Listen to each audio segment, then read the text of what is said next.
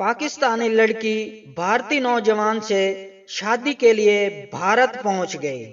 डेरा इस्माइल खान से ताल्लुक रखने वाली जवेरिया की 5 साल पहले इंटरनेट पर भारतीय नौजवान से दोस्ती हुई थी। कुछ अरसे में दोनों की मंगनी हो गई।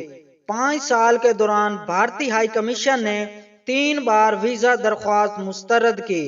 ताहम अब भारतीय हाई कमीशन इस्लामाबाद ने जवेरिया को 45 दिन का वीजा जारी कर दिया। भारत पहुंचने पर जवेरिया का जबरदस्त इस्तकबाल किया गया। जवेरिया और समीर की शादी जनवरी के पहले हफ्ते में कोलकाता में होगी। भारत पहुंचने पर जवेरिया खानम का कहना था कि इनकी खुशी नाकाबिले बयान है। उन्हें ये सब एक ख्वाब जैसा लग रहा है।